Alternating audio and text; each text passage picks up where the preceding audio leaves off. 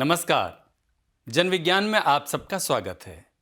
मैं हूं मानवर्धन कंठ और जन विज्ञान के आज के अंक में देखिए, डीआरडीओ के वैज्ञानिकों ने ढूंढ निकाला सफेद दाग का प्रभावी उपचार, किसानों को मालामाल करेगी जामुन की नई किस्में, और आज के जन विज्ञानी दीपक भराली ने आखिर क्या किया कि 3 गुना बढ़ गई बुनकरों की आय।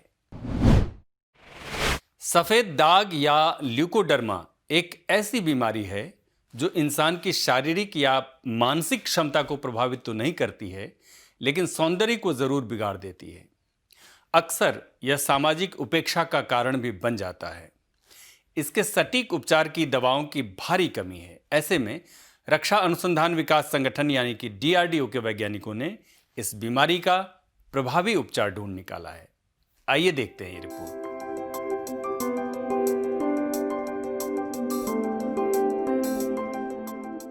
डीआरडीओ की पिथौरागढ़ स्थित प्रयोगशाला defence institute of bio energy research DIBR ने जड़ी बूटियों से एक हर्बल दवा ल्यूकोस्किन तैयार की है। ये दवा 10,000 फीट ऊंची पहाड़ियों पर मिलने वाले एक पौधे विष्णाक से तैयार की गई है, जबकि कौंच, बांकुची, मंडूक पर्णी, एलोवेरा तथा तुलसी के अंश भी इसमें शामिल हैं। डीआईबीआर के वरिष्ठ वैज्ञानिक हेमंत पांडे की टीम ने 10 साल के शोध के बाद ये दवा विकसित की। 3 साल पहले वो इसका एक संस्करण ल्यूकोस्किन नाम से बाजार में लॉन्च कर चुके हैं, जिससे हजारों लोगों का उपचार किया जा चुका है। एमएल फार्मास्यूटिकल्स इसका निर्माण कर रही है, लेकिन उन्होंने इसे ज्यादा प्रभावी बनाने के लिए शोध लगातार जारी रखा और वो इसमें सफल भी रहे। ल्यूकोस्किन की मौजूदा सफलता दर 70% तक है तथा उपचार में 120 से 750 दिन का वक्त लगता है, जबकि अब इसके नए संस्करण की प्रभावकारिता 90% तक है और उपचार में 90 से 365 दिन का समय लगेगा। इस प्रकार नई दवा के कुल 3 फायदे हैं: सफलता दर ज्यादा होना, जल्दी उपचार पूरा होना और दवा का खर्च कम हो जाना।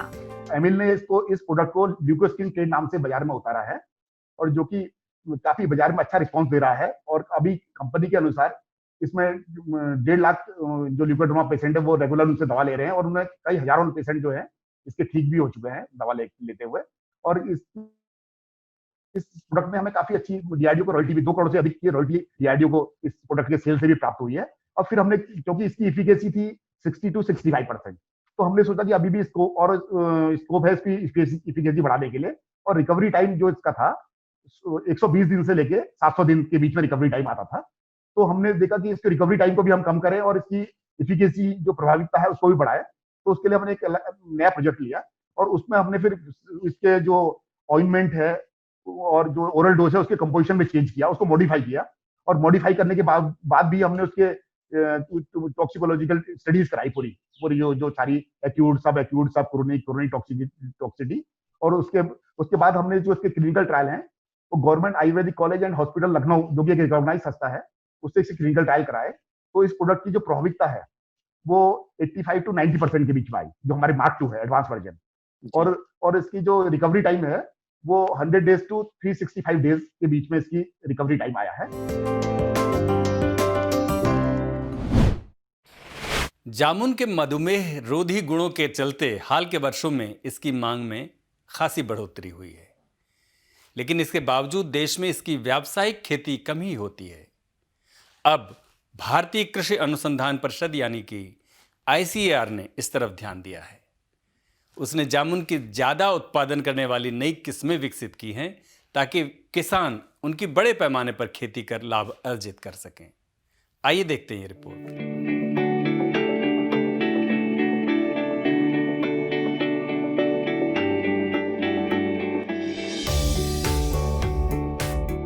लखनऊ स्थित आईसीएआर के केंद्रीय उपोषण बागवानी संस्थान ने जामुन की 2 नई किस्में विकसित की हैं। ये है CISH जामवंत और CISH जामुन 42।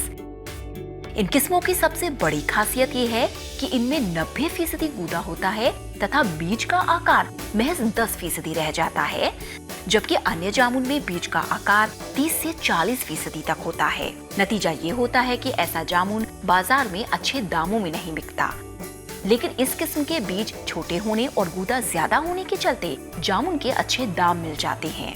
आमतौर पर इस किस्म का जामुन 200 रुपए प्रति किलोग्राम तक बिक जाता है, जबकि परंपरागत जामुन 100 रुपए के करीब ही बिक पाता है। नई किस्मों के साथ ICAR ने जामुन की खेती को ज्यादा उत्पादक बनाने के लिए बीज के बजाय कलम से जामुन के बाग तैयार करने का तरीका निकाला। संस्थान ने विकसित की है ग्राफ्टिंग की तकनीक। उस ग्राफ्टिंग की तकनीक के द्वारा जो जामुन के पौधे बनाए जाते हैं वो केवल 4 या 5 साल में ही फलने लगते हैं। तो जो इनका जुवेनाइल पीरियड था वो भी कम हो गया, ठीक आता हो गया। और दूसरी विशेष जो हमारी किस्में हैं, पहली किस्म है जिसका नाम हम लोगों ने रखा जामुन, इसमें 90% से भी अधिक पल्प है।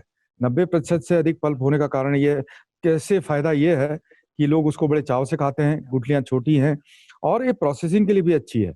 आप देख रहे हैं कि जामुन के बहुत सारे अब प्रोडक्ट मार्केट में आ रहे हैं। मूल संवर्धित पदार्थों में जामुन एक बहुत ही अग्रणी रोल अदा कर रहा है। कलम से लग रहे जामुन के बागों में ज्यादा पैदावार हो रही है और किसान इस फायदे को समझ भी रहे हैं तथा वो जामुन की इन किस्मों की कलमी पौधों की मांग भी करने लगे हैं। इस बढ़ती मांग से साफ जाहिर है कि किसान तेजी से जामुन की व्यावसायिक खेती के लिए आकर्षित हो रहे हैं। तो हमारी 2 वैरायटी मैंने जैसा बताया आपको, एक वैरायटी है खाने के लिए भी अच्छी है और प्रोसेसिंग के लिए भी अच्छी है, क्योंकि प्रोसेसिंग का मार्केट आने वाले समय में बहुत बढ़ने वाला है। और किसानों ने जिस तरह तरह से बाग लगाने शुरू कर दिए हैं, विभिन्न क्षेत्रों में लगाने शुरू किए हैं, ये दिशा बताती है कि अब आने वाले समय में जामुन भी अन्य फलों की तरह काफी बहुतायत से उपलब्ध होगा।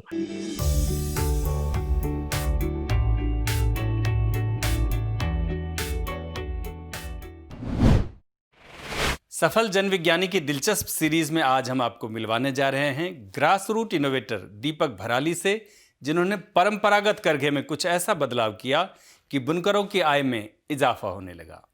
आइए देखते हैं ये रिपोर्ट। देश में करघों से कपड़ा बनाने का काम बड़े पैमाने पर होता है, लेकिन असल दिक्कत ये है कि परंपरागत करघों से बूटेदार कपड़ा तैयार करने में बुनकरों को मेहनत और वक्त ज्यादा लगता है, लेकिन उस हिसाब से उनकी आय नहीं होती। इस समस्या पर ध्यान दिया एक ग्रास रूट इनोवेटर दीपक भराली ने, जिन्होंने परंपरागत करघे में कुछ बदलाव करके उनकी क्षमता में इजाफा किया। नतीजा ये हुआ कि उत्पादन में 3 गुना की बढ़ोतरी हो गई, जिससे बुनकरों की आय में इजाफा होने लगा। मैंने इस डिवाइस का नाम चाणक्य रखा है। बूटी बनाने का काम जो 3 दिन लगता था, इस डिवाइस से 1 दिन में ही हो जाता है।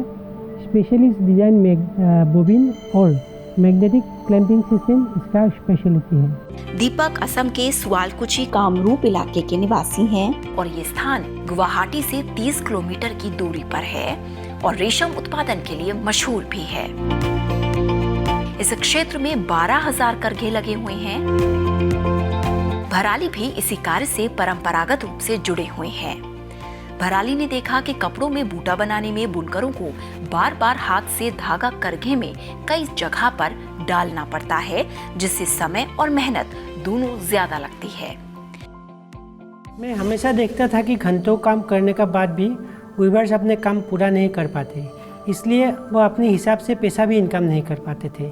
और मैंने देखा कि बूटी डालने में जो एक्स्ट्रा धागा यूज होता है वही मुझे लगा कि वही इसका जड़ है कि ये बहुत स्लो प्रोसेस है। तो मैंने चाहा था कि अगर इसको सॉल्व किया जाए तो वीवर्स को भी ज़्यादा पैसा मिलेगा और ओनर को भी ज़्यादा पैसा मिलेगा, इसलिए मैंने इसके ऊपर काम करने का ठान लिया। बचपन में हम लोग मैग्नेट से खेला करते थे। उसमें क्या करते थे, एक पिन या कीले को कागज़ के ऊपर रखते थे और नीचे मैग्नेट रखते थे। जब मैग्नेट हिलाते थे तो वो पिन भी हिलते थे। बस उसी बचपन का मैग्नेट का खेल से मुझे मशीन बनाने का ख्याल आया और इसको मैंने मशीन बनाने में प्रयोग किया।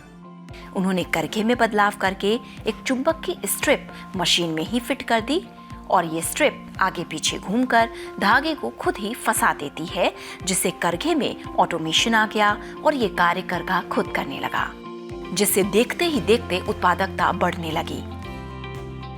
NIF ने मुझे बहुत हेल्प किया, मेरा प्रोडक्ट का पेटेंट भी करवाया और फाइनेंशियल हेल्प भी बहुत करवाया, टेक्निकल हेल्प करवाया। तो इसके लिए मैं NIF का बहुत आभारी हूँ। दीपक भराली हनीबी नेटवर्क और नेशनल इनोवेशन फाउंडेशन से भी जुड़े हुए हैं, जिन्होंने उनकी तकनीक को बेहतर बनाने में सहयोग दिया। वो इस करघे में बदलाव के लिए NIF के राष्ट्रीय ग्रासरूट इनोवेटर पुरस्कार को भी प्राप्त कर चुके हैं। भराली के अनुसार परंपरागत करघे में ये तकनीक लगाने में 25 से 30% की अतिरिक्त लागत आती है, लेकिन इससे बुनकरों की उत्पादकता और आय 3 गुना बढ़ जाती है।